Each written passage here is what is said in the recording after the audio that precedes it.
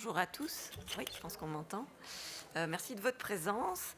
Je suis aujourd'hui présente avec mon collègue Émeric Perronneau-Nissen pour vous parler d'un projet qui a été développé par la société Velux. Je m'appelle moi-même Sabine Poquet, je suis en charge des affaires publiques pour Velux. Et nous voulions vous donner un retour d'expérience sur une rénovation globale avec aménagement des combles qui se focalise à la fois sur la densification douce et sur le confort d'été, un sujet particulièrement d'actualité en ce moment. Alors, on va commencer peut-être par enfoncer une porte ouverte, ou en tout cas une porte qui a déjà été ouverte de très nombreuses fois aujourd'hui. La première chose dont nous voulions vous parler, c'est le manque de logements en France. On sait qu'on a 400 000 logements qui seront nécessaires par an d'ici à 2030, selon le plan Relance Logement. Or, si on regarde ce qui s'est passé en 2025, on n'en a livré que 275 000. Donc on a vraiment un déficit. Et ça a déjà été dit aujourd'hui également, mais on sait qu'on a certaines catégories de population qui sont plus touchées par le manque de logement.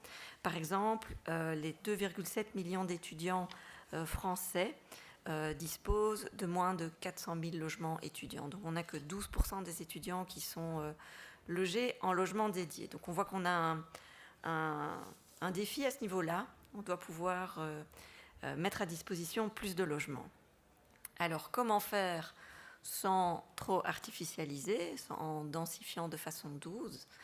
Eh bien, on peut se préoccuper du gisement que nous possédons dans les combles. Donc, la France dispose d'un très vaste parc immobilier qui offre donc un potentiel insoupçonné. On a 12,8 millions de maisons qui disposent de combles et 6 millions de ces combles pourraient être aménagés à des fins diverses. Ça peut être un studio pour un étudiant, ça peut être une chambre d'enfant, ça peut être un espace de télétravail, de la location saisonnière ou de l'habitat multigénérationnel. Un autre grand défi auquel on est confronté actuellement en dehors du manque de logement, c'est, une fois de plus, c'est enfoncer une porte ouverte, la nécessité absolue d'adapter nos logements aux vagues de chaleur. Quelques chiffres, même si je sais que je prêche à des convaincus. 55% des Français ont trop chaud en été. Ce sont des chiffres qui proviennent de la Fondation pour le logement des défavorisés. Cette même fondation qui a démontré qu'un logement sur 3 peut être qualifié de bouilloire thermique. Si on regarde d'un point de vue plus technique sur base d'informations du DPE, comme l'a fait le bureau d'études Pouget, on se rend compte que 9 logements sur 10 ne sont pas adaptés aux vagues de chaleur. Et par ailleurs, l'ADEME a publié des chiffres qui démontrent que les ventes annuelles de climatisation ont doublé entre 2014 et 2020. Et on se rend bien compte que tout ça n'est pas prêt de ralentir. Alors voilà, suite à ces défis, Velux a voulu mettre en place un projet pilote pour tester des solutions. Et c'est Émeric qui va maintenant nous parler de ce projet. Merci Sabine. En effet, on a décidé de mener un projet qui propose une réponse aux enjeux que Sabine a cités. Donc c'est un projet qui est une rénovation globale d'une maison périurbaine avec aménagement de ses combles. Pour nous, le projet a 2 objectifs principaux. Le premier, ça va être d'évaluer les bénéfices d'une rénovation globale avec aménagement de combles sur la qualité de vie dans le logement pour les occupants, la qualité des environnements intérieurs et la performance énergétique également. Et deuxième objectif, c'est d'étudier jusqu'à où on peut aller en termes d'efficacité en utilisant des solutions passives pour prévenir la surchauffe dans des combles aménagés. Alors concrètement, qu'est-ce qu'on a mis en place? On a identifié une famille de la région parisienne, de l'Essonne, qui avait déjà un projet de rénovation globale avec aménagement de ses combles. En effet, cette famille vivait dans la maison à l'état initial, se sentait un peu à l'étroit et a hésité à déménager, mais étant attaché à son quartier, l'école des enfants n'était pas loin, les parents aussi. Ils ont préféré agrandir dans leur maison, donc en aménageant ce qu'ils avaient sous le toit, en aménageant les combles. C'est une maison qui date de 1968, une maison en bande, qui est très représentatif des maisons, on va dire, périurbaines construites en France entre la fin de la Seconde Guerre mondiale et la fin des années 80, si on ratisse vraiment large. Et donc, ce que nous, on a fait, accompagné par le bureau d'études Artelia et par la Maison des Travaux, on a guidé cette famille dans la conception de ces travaux de rénovation en faisant des simulations thermiques, énergétiques, des analyses de confort visuel, empreinte carbone. Et une fois que que la rénovation a été livrée, on a instrumenté pour mesurer notamment, mais pas que, la température pendant l'été dernier et en ce moment aussi. On est en train de le faire. Dans les combles, mais dans le reste de la maison aussi. Voilà, alors on a le projet dans les grandes lignes. Peut-être que tu peux nous en dire un peu plus sur la stratégie qui a été mise en place spécifiquement pour prévenir la surchauffe. Alors en termes de solutions passives, nous on défend une stratégie, on va dire, qui est composée de 3 principes simples. Le premier principe, ça va être de limiter la montée en température. Donc pour ça, pas de grande surprise, hein. On isole les parois opaques et on protège par l'extérieur, si possible, c'est plus efficace, les parois vitrées.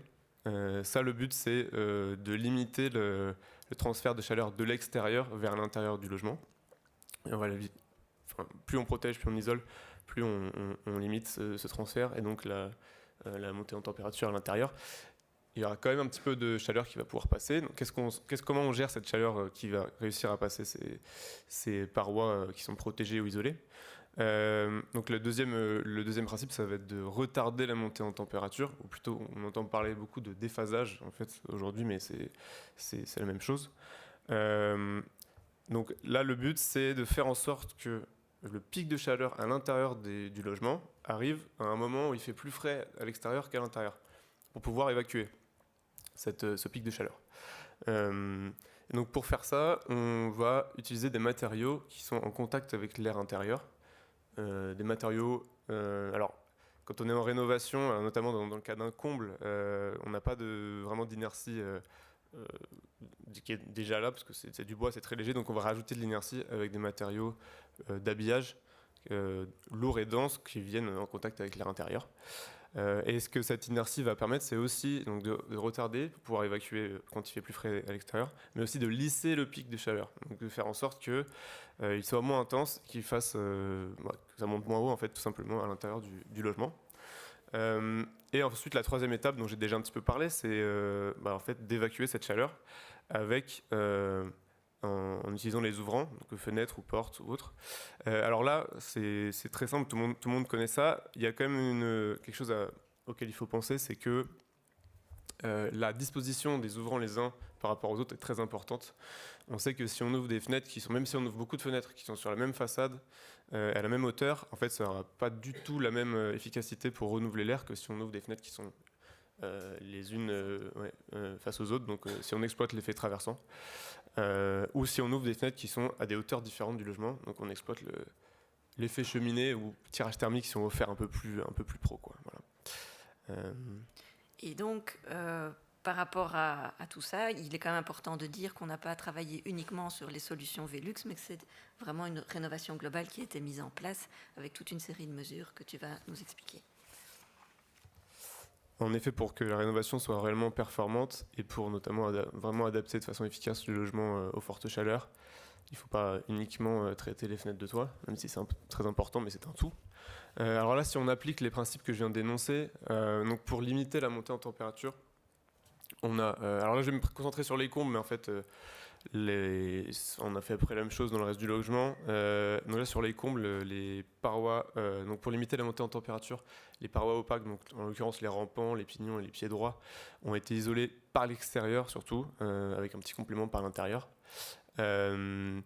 Ensuite, les protections solaires, on a décidé de mettre comme une surface assez importante de fenêtres de toit pour pouvoir avoir une qualité d'accès à la lumière naturelle qui soit vraiment optimale.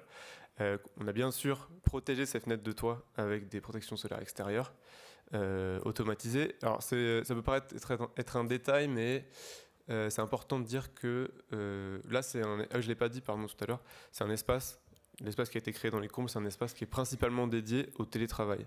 Donc, ce qui veut dire que c'est un espace qui est utilisé la journée. Et on veut éviter que les occupants soient complètement dans le noir en plein été quand toutes leurs protections solaires sont fermées. Donc on a une combinaison de protection occultante, donc des volets roulants du côté le plus exposé, et de protection tamisante, un petit peu moins performante, du côté le moins exposé, pour qu'ils aient quand même un confort visuel minimum quand tout est fermé. Pour retarder l'arrivée du pic de chaleur, on a rajouté un matériau, 2 couches d'un matériau dense sous les rampants, sur les pignons et sur les pieds droits aussi, pareil. Et enfin, pour évacuer la chaleur, donc je l'ai dit, les fenêtres de toit Velux ont été automatisées, ainsi qu'une fenêtre coulissante au rez-de-chaussée. Alors pourquoi on a aussi automatisé une fenêtre coulissante au rez-de-chaussée ? J'ai dit tout à l'heure, pour optimiser le renouvellement d'air, il faut soit faire du traversant, soit faire du tirage thermique, soit les deux. Là, dans les combles, on a déjà du traversant, parce que les fenêtres sont sur des pans de toiture... sont pas sur le même pan de toiture, donc elles se font face, donc il y a un courant d'air qui traverse le comble. Et en plus, pour optimiser le tirage thermique, donc la différence de hauteur, on automatise la fenêtre du rez-de-chaussée. Voilà. Et tout ça a mené à des bons résultats, Ouais. puisque les résultats du monitoring que nous avons mené l'été dernier ont quand même amené une belle démonstration de l'efficacité du système. En effet. Alors, comme je l'ai dit en introduction, donc on a fait du monitoring notamment l'été dernier et on est en train d'en faire en ce moment aussi. Là, j'ai que les chiffres de l'été dernier parce qu'on n'a pas encore l'analyse de ce qui se passe en ce moment. Mais ça donne déjà une bonne idée de ce qu'on a réussi à obtenir en termes d'adaptation avec des solutions uniquement passives. Là, j'ai extrait une période de 4 jours en août 2025 où il faisait à peu près 35 degrés l'après-midi tous les jours.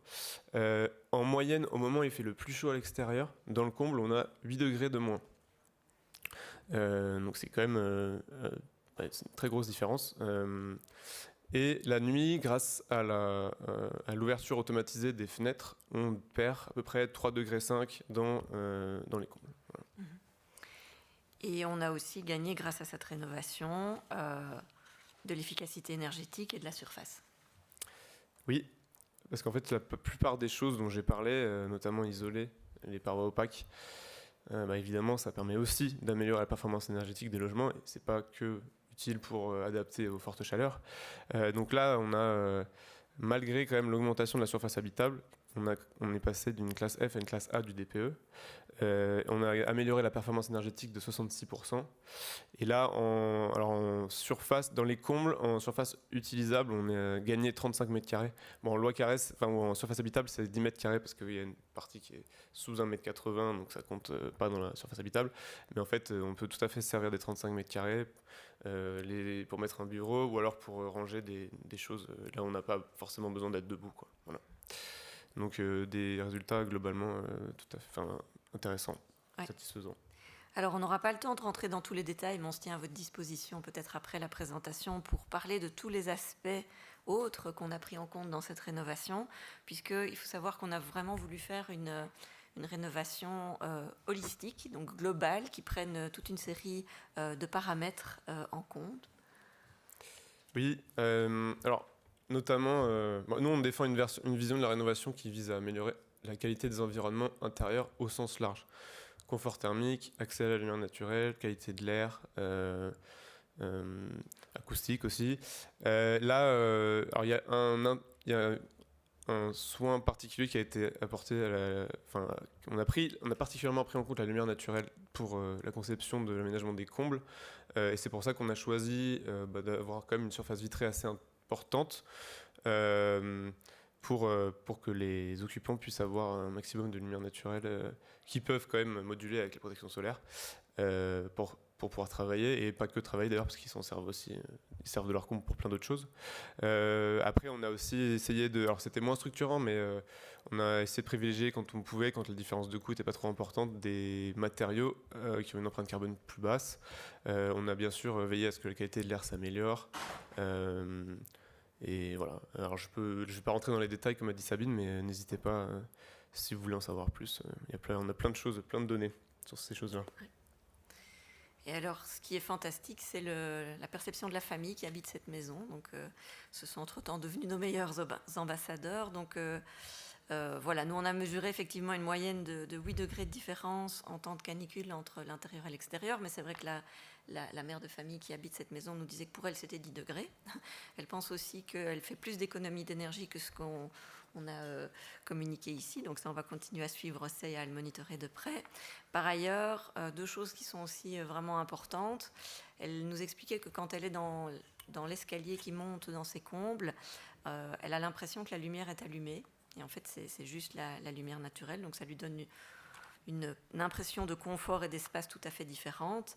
Et par ailleurs, elle a aussi remarqué que cet espace qui était principalement prévu pour le télétravail, en fait, est maintenant utilisé un peu par tout le monde.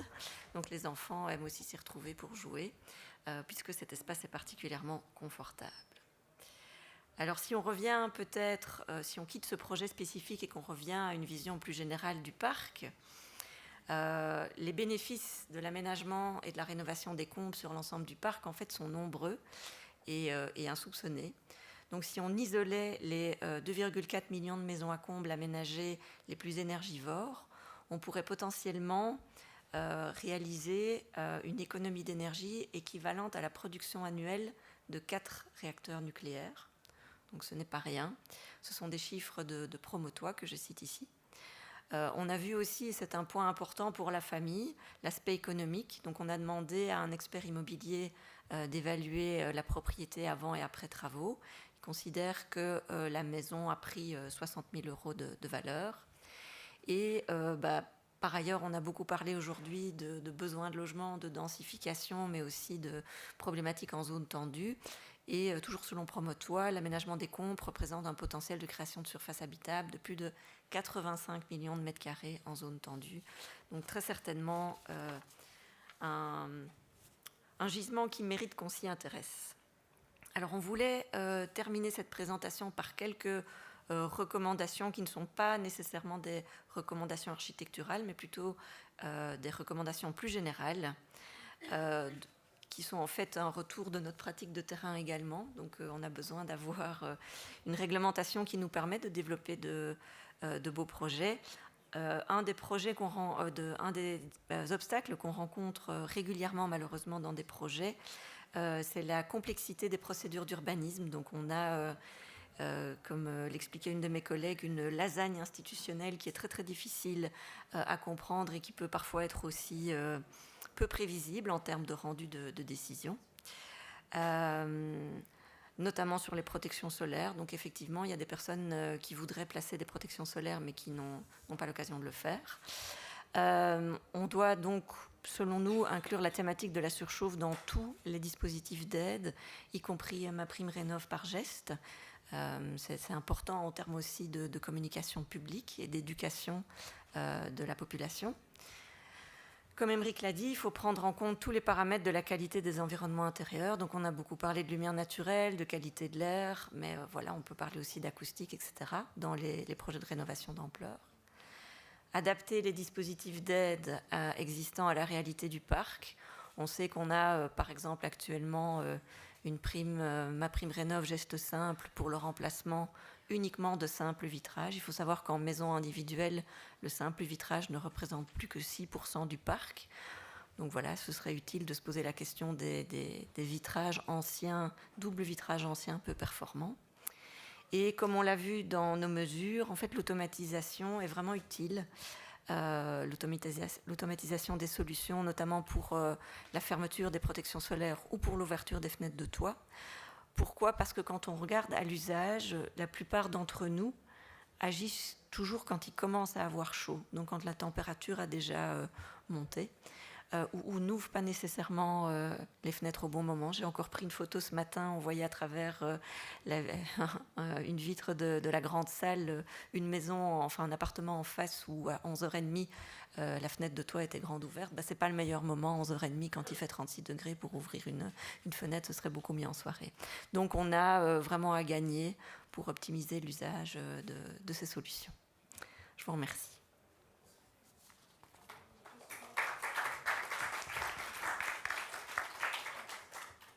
Si vous avez des questions.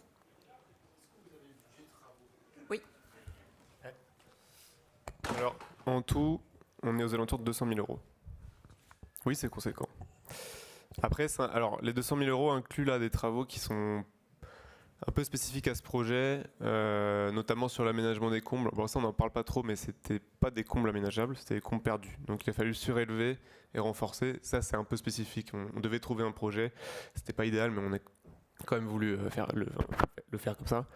Et il y a aussi le rez-de-chaussée qui a été un petit peu agrandi en récupérant de l'espace qui était dans le garage. Donc tout ça, ça rentre dans le 200 000 euros. Si on enlève tout ça, on se rapproche des 150 000, un peu plus. Et après, il y a 50 000 euros qui ont été financés par ma prime rénov'.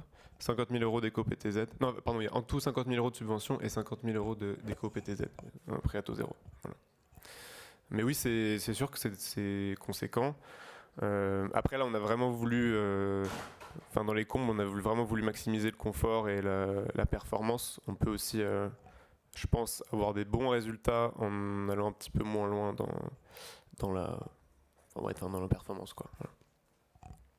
Oui, bonjour. J'ai cru comprendre sur une des slides, je suis ici, que vous aviez isolé la toiture par l'extérieur. Ouais. Qu'est-ce que vous avez utilisé comme type de matériau ? Alors là, on a utilisé le matériau le plus courant, un des matériaux les plus courants pour faire ça. Donc à l'extérieur, c'était du sarking en polyuréthane. Et on a aussi rajouté de la laine de bois en sous-rampant, pour faire un complément. Merci.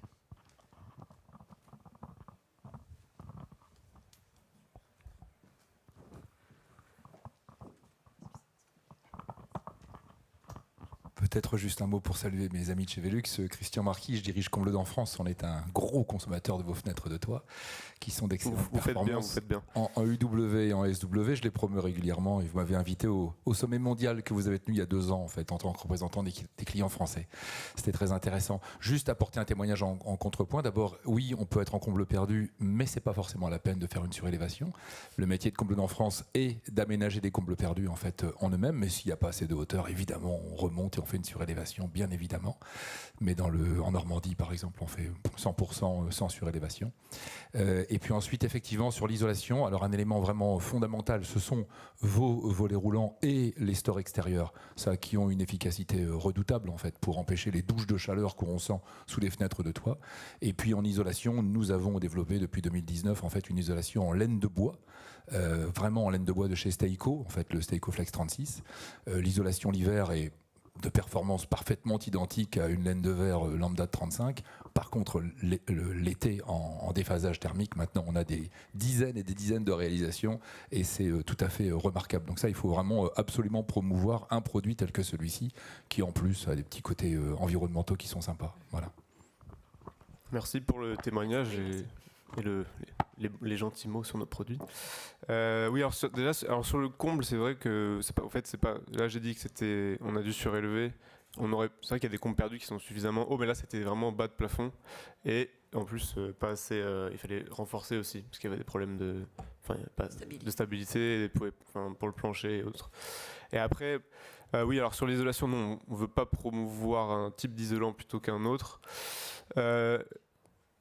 Il y a un peu un débat sur est-ce que vraiment la nature de l'isolant influence le déphasage quand l'isolant est mis dans une paroi. Alors, en laboratoire, en comparaison, oui, mais dans le contexte d'un complexe, un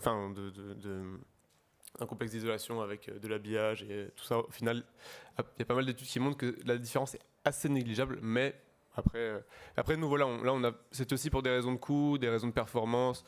On a choisi du polyuréthane. C'est vrai que c'est pas le matériau le plus écologique. Après on fait quand même, on a un temps de retour carbone qui est assez, qui est court puisqu'on a permis de faire beaucoup d'économies d'énergie et donc on peut dire que l'empreinte carbone de l'isolant est compensée assez rapidement par les économies d'énergie, quoi. Oui. Oui. Jusqu'en fait, entre une laine de verre à 17 kg par mètre carré et une laine de bois à 28 kg par mètre carré, on a évidemment une masse en fait plus importante. Ouais. Et donc un stockage d'énergie beaucoup plus important en fait là-dedans. C'est les poêles à masse de nos grands-pères qui a 100 ans. Donc la masse étant plus grande, en fait, le stockage d'énergie est plus grand. Ça fonctionne vraiment très bien. Et maintenant, on a des retours d'expérience qui Ouais, je suis preneur. On est preneur. Y a-t-il d'autres questions? Oui, madame.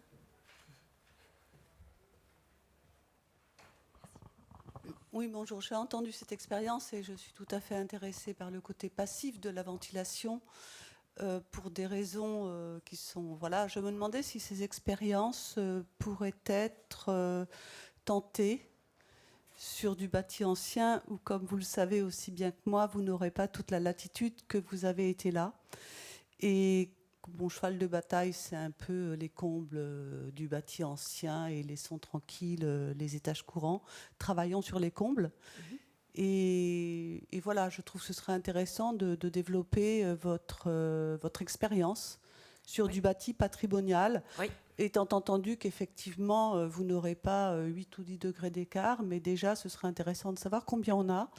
Je prêche, mais je ne suis pas une technicienne du métier, mais je me dis que si on faisait une petite fenêtre dans les terrassons des Haussmanniens, avec une petite trappe, déjà, on aurait une circulation qui pourrait être intéressante dans ces fameux combles à aménager, souvent pour des étudiants. Moi-même, j'ai habité là à 18 ans.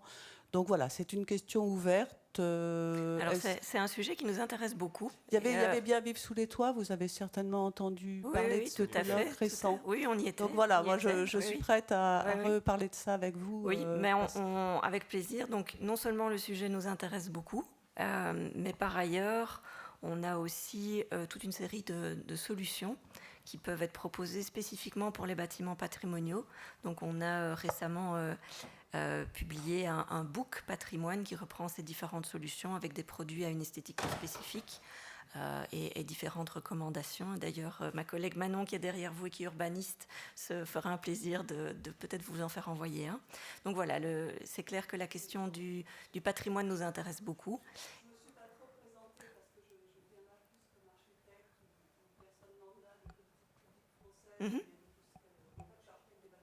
Ah ben voilà, alors vous êtes intéressé au premier chef, oui. Oui. Oui. Mais c'est clair qu'on a déjà discuté, notamment avec certaines forces organisatrices, par exemple de Bien Vivre sous les toits, à faire un projet pilote à Paris, voilà, dans un bâtiment haussmannien, et je pense qu'il y a très certainement des choses à faire.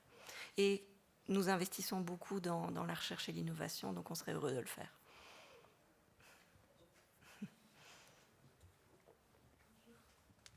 Oui. Je voulais savoir comment vous aviez traité le sujet de la ventilation de la toiture dans ce projet. J'ai raté cette partie-là. Le problème de surchauffe des isolants, en fait, moi j'ai mesuré hier un rampant, il était à 39 degrés. Il y avait 10 cm de laine de verre. Et la toiture, la tuile était à 60 degrés. Un problème de ventilation de toiture avant tout. Est-ce que vous avez des solutions chez Velux sur ce sujet-là? Alors là, dans le projet, je sais plus comment ça a été géré. Honnêtement, je sais que c'est une toiture il y a une ventilation en dessous. C'est-à-dire qu'il y a une lame d'air pour faire une chatière exactement. Et après, est-ce que chez Velux, on travaille à des solutions pour ventiler les toitures? Non, pas spécialement. Nous, c'est vraiment ce qu'on amène, c'est la lumière naturelle et l'air frais à travers le toit. Donc ça, c'est notre spécialité. Donc on n'a pas effectivement de matériaux d'isolation, par exemple, ou de techniques spécifiques pour leur ventilation. Oui, ça oui, tout à fait. Oui. Ouais. Ça, c'est des accessoires, effectivement, pour l'étanchéité à l'air, des raccordements isolés, etc. Ça, oui. Après, c'est vrai que notamment la couleur du revêtement de toiture, aussi, ça joue beaucoup. Quand la toiture est déjà isolée, apparemment, ça peut quand même pas mal jouer sur... Après, vous, dans votre cas, 10 cm, c'est pas énorme. Hein. C'est pas une isolation performante, 10 cm de laine de verre, quoi. Enfin, c'est mieux que rien, c'est déjà bien. Mais bon. Mais c'est vrai que moi, j'ai pas trop de détails là sur le projet, et nous, on travaille pas trop sur ces... Voilà, je ne sais pas s'il y a encore des questions. De toute façon, on est toujours là, donc on a un petit stand et on se tient à votre disposition avec plaisir. Merci à tous.